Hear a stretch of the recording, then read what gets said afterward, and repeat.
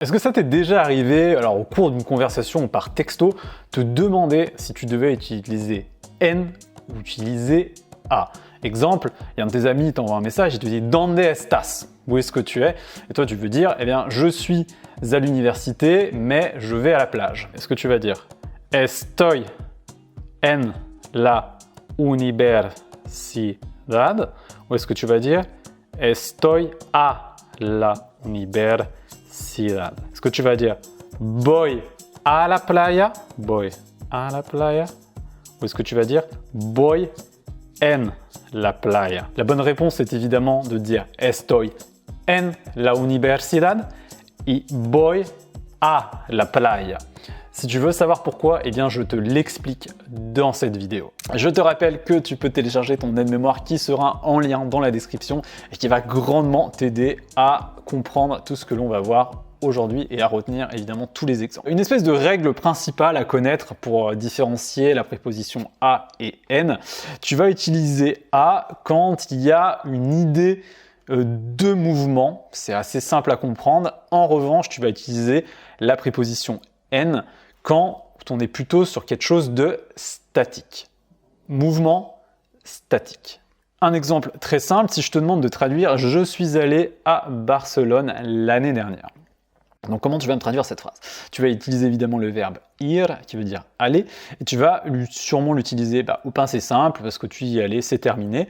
Donc tu vas dire soit deux chances, soit tu vas dire fui a Barcelona el año pasado, ou tu vas dire fui en Barcelona el año pasado.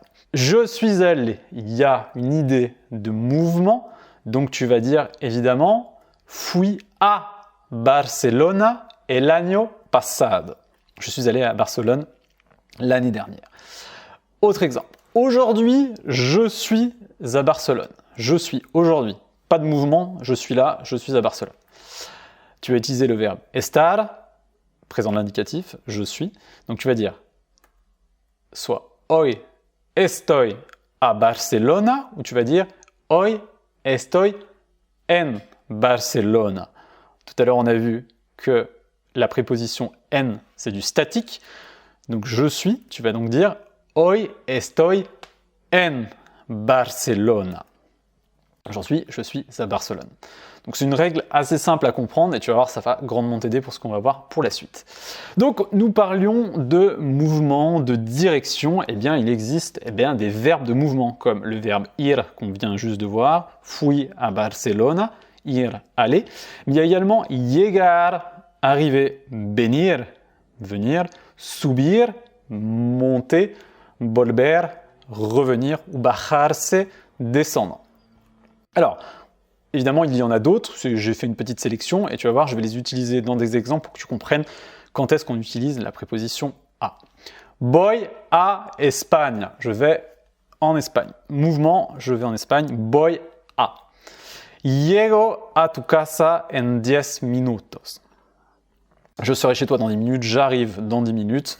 Llego a, donc notion de mouvement, tu vas mettre donc llego a. Vienes a la fiesta de María.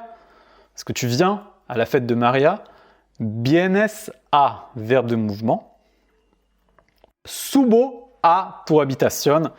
Je monte dans ta chambre. Mouvement, préposition a. Vuelvo a mi despacho. Je reviens à mon bureau. Je retourne à mon bureau. Mouvement. Me bajé a la calle. Je suis descendu dans la rue. Mouvement. Je suis descendu. Petite digression avec cette idée de mouvement. C'est un thème qui est quand même assez complexe. En réalité, on ne se rend pas compte, mais il y a des petites nuances, des petites choses à comprendre.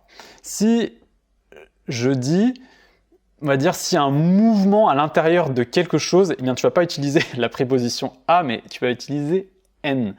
Pourquoi? Eh bien, c'est une règle. Mouvement en général, c'est a, mais quand c'est un mouvement dans quelque chose, c'est n. Exemple, entro en el tren, je rentre dans le train.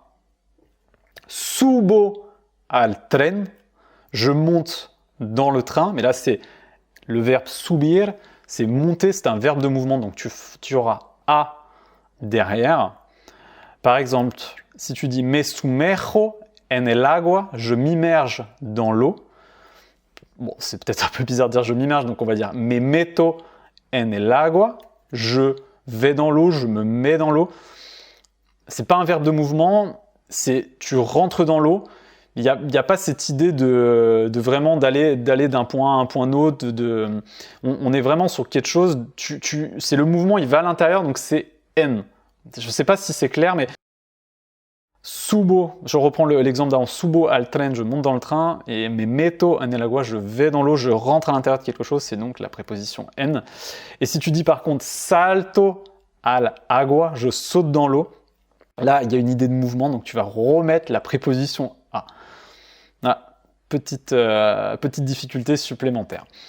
Également, tu vas pouvoir l'utiliser avec des COD de personnes, des animaux connus, des choses personnifiées, des pronoms indéfinis. Donc par exemple, he visto a tu madre, j'ai vu qui? J'ai vu ta maman, j'ai vu ta mère. COD de personnes, donc il y aura toujours un a tu madre par exemple. Estoy buscando a mi perro, je cherche mon chien. C'est un animal que tu connais, auquel tu portes une certaine affection, ça c'est très important. Llamo a la policía, j'appelle la police, et là, c'est là où ça devient à nouveau complexe. Llamo a la policía. La policia, c'est pas une personne, mais tu vas quand même dire a la policía. En fait, c'est parce que tu vas imaginer que tu appelles et qu'il y a une personne au bout du fil qui va répondre au téléphone et que c'est une personne et tu personnifies un petit peu la police à la personne et du coup, tu vas dire a la policía. Donc ça, plutôt chose personnifiée. Petite digression sur les animaux, très important aussi à connaître, un petit peu comme l'exemple qu'on a vu avant. Si je dis veo monos et je dis veo a mi perro, pourquoi je ne vais pas dire veo a monos? Parce que là, dans cet exemple-là, veo monos, c'est je vois. Il y a des singes devant moi, je les vois, mais j'ai pas de rapport familier avec eux, je ne les connais pas, ce ne sont pas mes animaux de compagnie. Donc tu vas dire je vois des singes, et donc il n'y aura pas de A devant monos. En revanche, tu dis veo a mi perro, je vois mon chien, c'est mon chien, c'est quelque chose, c'est mon animal de compagnie, j'ai une certaine affection pour lui, donc tu vas mettre un A devant. Ça c'est très très important à comprendre. Suite des exemples, llamo a Pedro. J'appelle Pedro, COD de personne, j'appelle qui? J'appelle Pedro. He visto a alguien pasar por aquí, j'ai vu quelqu'un passer par là, pronom indéfini, a alguien. No vi a nadie, je n'ai vu personne, également un pronom indéfini, ça à connaître par cœur. Petite précision encore, on va rajouter une petite difficulté, mais il faut vraiment comprendre ces petites choses qui font que les exemples peuvent changer et dans certains tu vas utiliser a et dans d'autres tu ne vas pas l'utiliser. Par exemple, dans la phrase acabo de mudarme aquí, necesito un médico. Je viens de déménager ici, je viens d'arriver ici, peu importe, j'ai besoin d'un médecin, mais c'est un médecin, en général, tu ne penses à personne en particulier. Si tu dis necesito llamar al docteur Sanchez, je dois appeler le docteur Sanchez, c'est ton médecin, il s'appelle le docteur Sanchez, tu le connais, donc tu vas mettre a. Ici c'est al, mais bien ce que c'est llamar a el docteur Sanchez. Et on fait a plus el, on contracte, on les additionne et ça fait al. Donc tu vas dire necesito llamar al docteur Sanchez. Donc là, préposition a, tu connais la personne. Et là, si tu dis necesito llamar a un médico, je dois appeler un médecin. Si tu mets a un médico, pas juste un médico, s'il y a bien la préposition a, eh bien ça veut dire que dans ta tête, tu as un médecin que tu connais et tu penses à lui en disant cette phrase. Necesito llamar a un médico, peut-être que tu penses au docteur Sanchez, donc tu vas dire a un médico. Tu vas également utiliser la préposition a pour une période ou un moment précis, c'est-à-dire trabajo de lunes a viernes. Je travaille du lundi au vendredi. La última película de Brad Pitt empieza a las 8. Moment précis. Le dernier film de Brad Pitt commence à 20h. Nos vemos a las 2 de la tarde. On se voit à 2 heures de l'après-midi.